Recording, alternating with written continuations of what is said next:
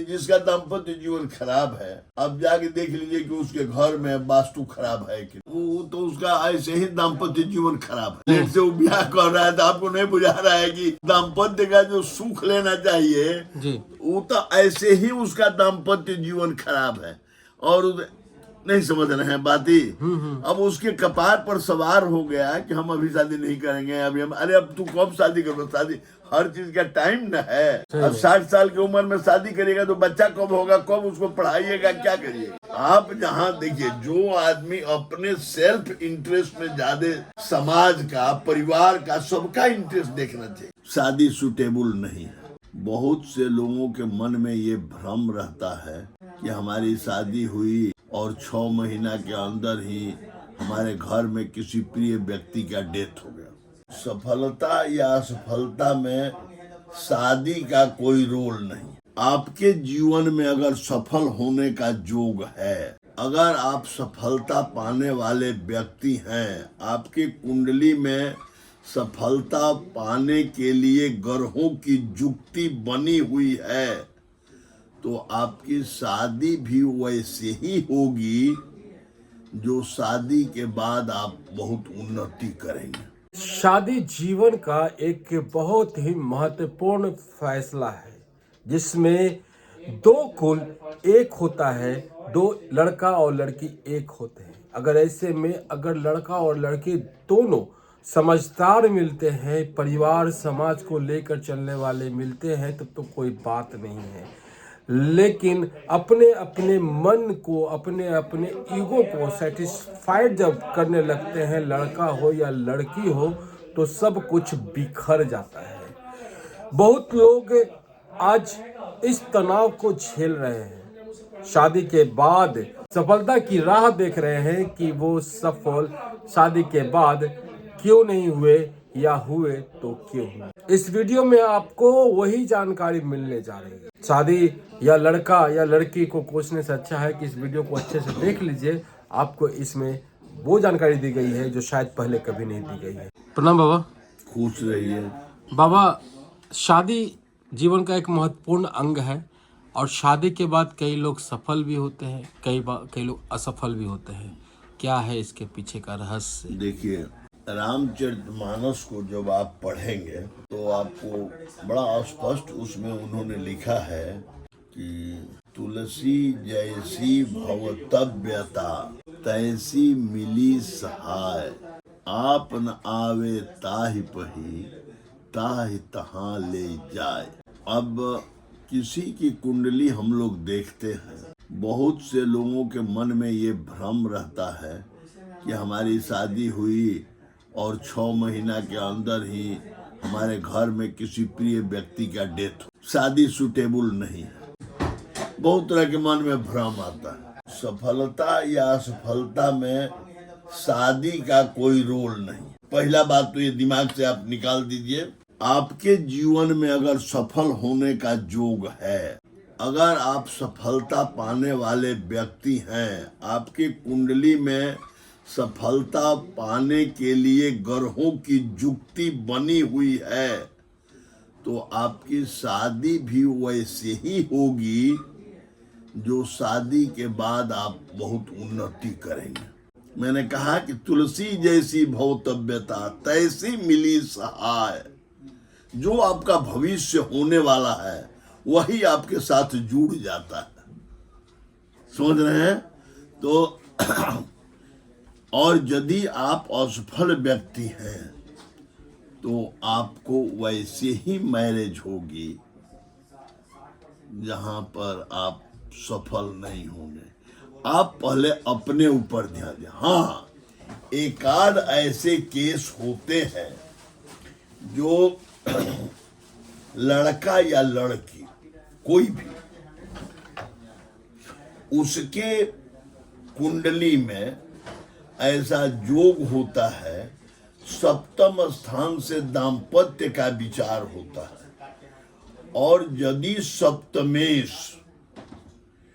पंचम नवम या लग्न में बैठ गया है और उस पर बृहस्पति की दृष्टि है, किसी भी छायात्मक ग्रह की दृष्टि नहीं है, तो वैसे लोग शादी के बाद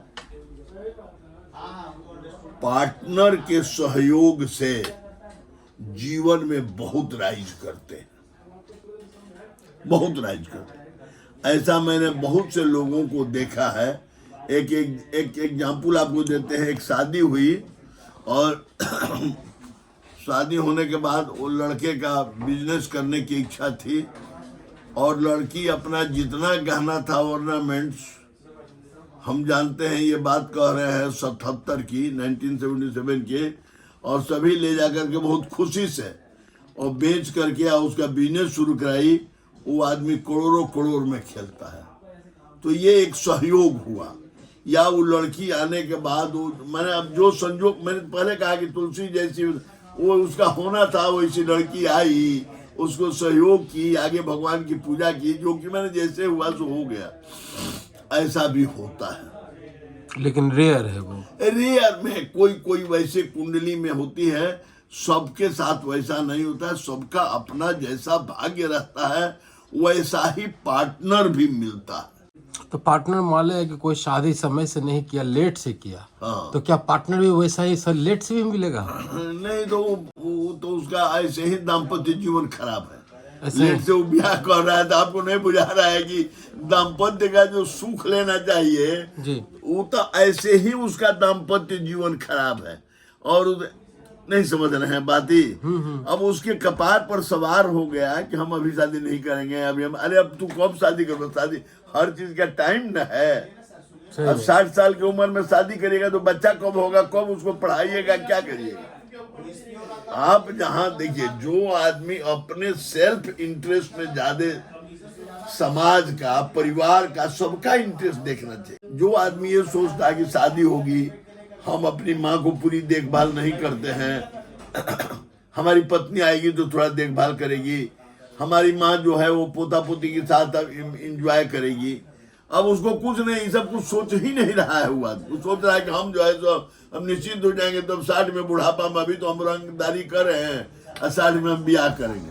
तो ये तो माने ये अब उसका दाम्पत्य जीवन खराब है, तब उसकी बुद्धि आ गई और उस शादी से क्या उसको लाभ होगा? तो मतलब जो जोड़ियां बनती है वो दोनों की किस्मत पे डिपेंड होकर बनती है। हाँ, एकदम 100%।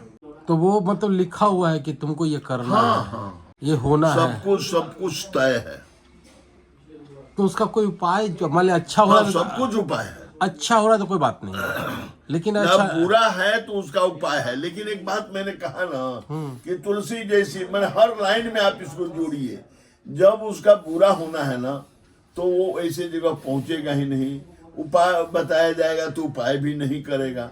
अब जाके देख लीजिए, जिसका दाम्पत्य जीवन खराब है, अब जाके देख लीजिए कि उसके घर में वास्तु खराब है कि उसके यहाँ पितृ दोष है कि नहीं। दाम्पत्य का कहाँ पर वास्तु होता है घर में? किस कोना से दाम्पत्य का जीवन? हर कोने से। दाम्पत्य एक ऐसा लाइफ है, कंजुगल लाइफ है। अब मान लीजिए कि आपका हेल्थ खराब हो गया तो दाम्पत्य जीवन ठीक रहेगा? नहीं। आप पर केस मुकदमा हो गया तो आपका दाम्पत्य जीवन ठीक रहेगा? आपके पैसा के मोहताज है तो आपका दाम्पत्य जीवन ठीक रहेगा? अरे कहने का मतलब कि हर एंगल देखना है। तो आप देख लीजिएगा कि उस आदमी को बेचैन रहने का जोग उसके दम में वास्तु में, वो बेड अपना लगा लेगा अग्नि कोण में, बेडरूम बना लेगा, या बहुत तरह की बात है। फिक्र ईशान कोण में वो अपना पेट बना लेगा, वहाँ दारू रखने लगेगा, बहुत तरह के काम करेगा जो मैंने नहीं करना चाहिए, नहीं करना चाहिए। मतलब होगा वही जो मतलब हाँ, सारा कुछ मैंने तो कह दिया ना कि गोस्वामी जी ने लिख दिया है, अकाट्य है। जैसा आपका होना है वो होगा।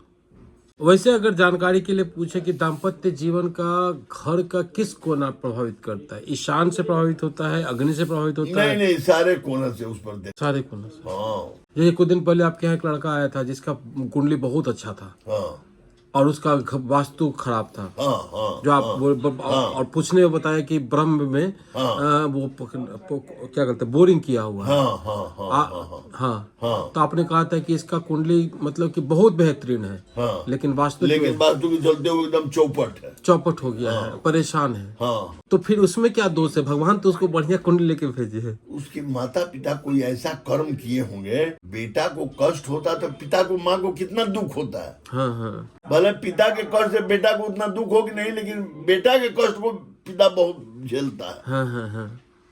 बाल बच्चा कष्ट को देखता वहाँ है। कुछ भी करने, देखिए आपको याद होगी कि महाराणा प्रताप जैसे आदमी जब बिलाव रोटी खा गई थी और बच्ची रोने लगी तो अकबर से संधि करने के लिए तैयार हो गए, है ना। तो संतान का लोग कहने के लिए उदाहरण तो देता है कि पुत्र मोह या संतान मोह, लेकिन वो बड़ा भारी होता है ना। तो इसलिए आप जो है ना वहाँ पर वास्तु सारी चीजों का, अब जैसे माता पिता कोई गलत काम किए हैं तो उसका तो ऑटोमेटिक उन्हीं के द्वारा ऐसा काम घर में कर दिया जाएगा कि उनका बेटा नालायक हो जाएगा। ईशान कोण में पैखाना बनवा दिए, ईशान कोण में सीढ़ी बनवा देंगे, अब उनका लड़का ऐसे ही कुकुर हो जाएगी। बहुत जगह पे लोग इस वास्तु को मानते ही नहीं, भंडार को देखिए अभी एक बात है, अरे नहीं मानने के लिए थोड़े कोई बात है। कोई आज भगवान को नहीं मानता है तो क्या है, वो भगवान को कोई असर नहीं पड़ता है, नहीं मानता है, वो भी खा पी के सो रहा है, लेकिन उसका देखिएगा आगे तो उसका पता चल जाता है। तो मतलब कि ऐसे शादी के बाद लाइफ को अच्छा बनाने के लिए रेमेडी अच्छा है। बनाने के लिए सबसे बड़ी बात है कि किसी जानकार व्यक्ति से मिलके उसमें जो उसके कुंडली में जो त्रुटि है उस त्रुटि को, उस दोष को दूर करने का उपाय करें। यही उपाय और एकदम यही उपाय है। और अपने घर का, माने जो जानकार व्यक्ति है जो बतावे उसको फॉलो करें, आपका दाम्पत्य जीवन एकदम दिन दुगना रात चौगुना उन्नति की तरफ रहेगा, मतलब जोड़ी मजबूत हो जाएगी। हाँ। चलिए, आपने समय दिया उसके लिए आभार, धन्यवाद। उम्मीद है आपको ये वीडियो अच्छा लगा होगा। अच्छा लगा हो तो लाइक कीजिए, शेयर कीजिए, सब्सक्राइब कीजिए हमारे चैनल को। हम फिर मिलेंगे किसी और नए अपडेट के साथ। तो इन का नमस्कार। जय भारत, जय बिहार, जय हिंद।